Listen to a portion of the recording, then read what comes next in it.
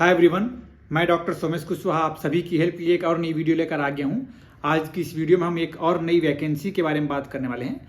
Vacancy से ज़्यादा मैं बोलूँगा कि ये एक थोड़ा सा आपका ट्रेनिंग जैसा हो सकता है। अगर आप चाहें तो इसमें पार्टिसिपेशन कर सकते हैं, सिलेक्शन होता है तो इसमें अच्छा काम भी कर सकते हैं और इसके एक्सपीरियंस के बेसिस पे आप आगे बहुत कुछ चीज़ें भी कर सकते हैं। तो चलिए सीधे मेरे टैबलेट की स्क्रीन पर चलते हैं, देखते हैं, समझते हैं कि कहाँ पर वैकेंसी आई है, कैसी वैकेंसी है, उसके क्या क्राइटेरियाज हैं।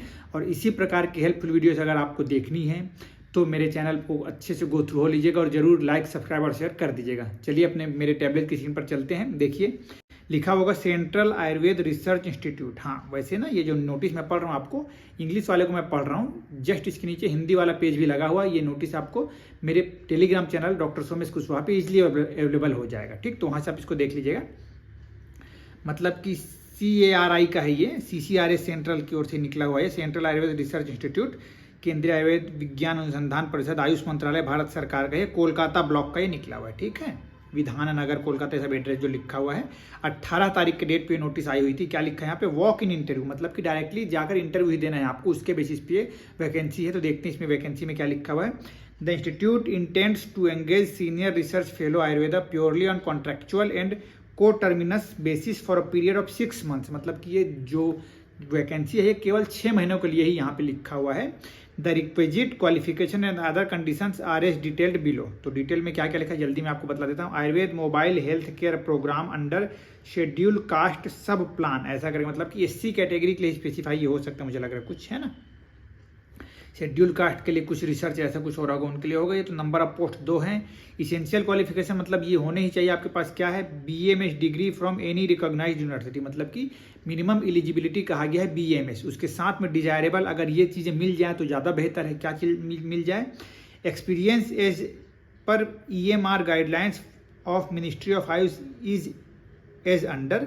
Preference will be given to those who possess higher qualification or who have previous research experiences, having worked for any research project funded by Ministry of Ayush, ICMR, CSIR, DST or equivalent organization, और age limit not exceeding 35 years. 1 जनवरी 2024 के date में अगर आप 35 साल से कम तक हैं, 35 साल तक हैं, तो इसके लिए आप अप्लाई कर सकते हैं। मतलब डिजायरेबल क्या हो गया, BMS, उसके ऊपर अगर आप MD हैं तब भी अप्लाई कर सकते हैं। और ऐसे स्टूडेंट्स जो पहले किसी इसी प्रकार के प्रोजेक्ट में काम किए हुए हैं, जैसे 6 महीने का कोई सोच रहे होंगे कहाँ हम क्या करने जाएँ, तो ये उनके लिए भी एक्सपीरियंस मिल जाएगा कि अगर ऐसे एक्सपीरियंस्ड पर्सन है तो उनको प्रियोरिटी यहाँ पे दी जाएगी। ठीक है, सैलरी क्या लिखा हुआ है यहाँ पे 42,000 प्लस HRA 27% मिलेगा।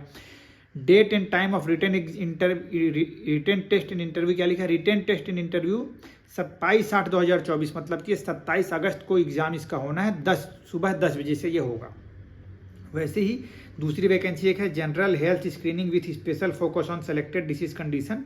सेलेक्टेड डिसीज में क्या क्या है, tuberculosis, anaemia, sickle cell disease, malnutrition and Ayurveda management of anaemia, malnutrition in students of Eklavya model residential schools, ऐसा करके यहाँ पे कुछ लिखा हुआ है। सीनियर रिसर्च फेलोशिप का 1 सीट यहाँ पे है।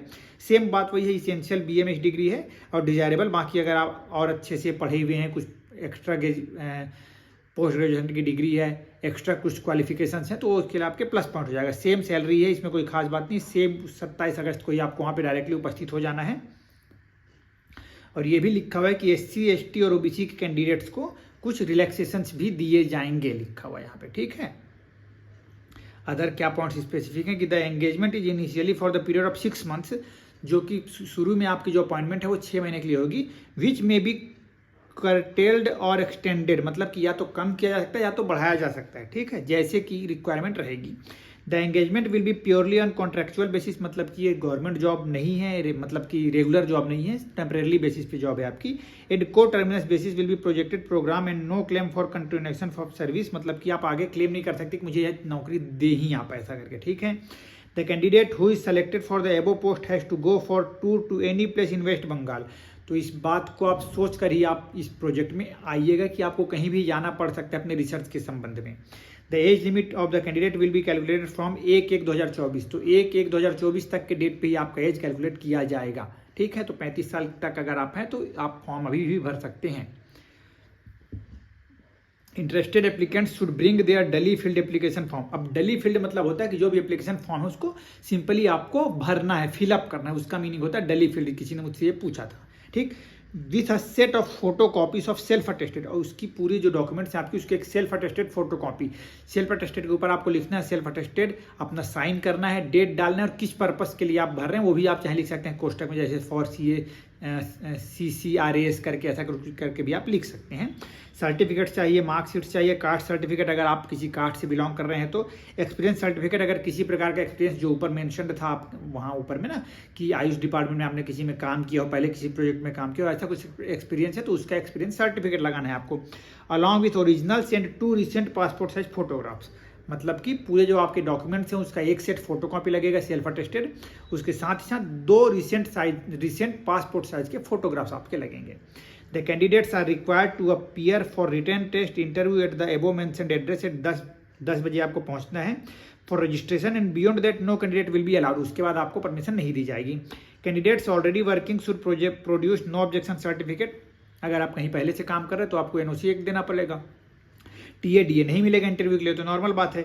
The format for submission of application में बी डाउनलोडेड, मतलब कुछ बच्चे पूछ रहे होंगे कि फॉर्म कहाँ से हम ढूंढें, तो आपको www.ccras.nic.in से मिल जाएगा बोल रहे हैं यहाँ पे, या फिर अगर आप वेस्ट बंगाल में नियर बाई प्लेसेस में हैं तो can be collected personally from the office को CARI कोलकाता से आप इसको वर्किंग आवर्स के बीच में ले भी सकते हैं इस एप्लीकेशन को, ठीक है। यही बातें यहाँ पे देखिए नीचे हिंदी में भी लिखी हुई हैं। तो फिलहाल इस वीडियो में हम इतना ही रखते हैं। Stay connected and thank you so much.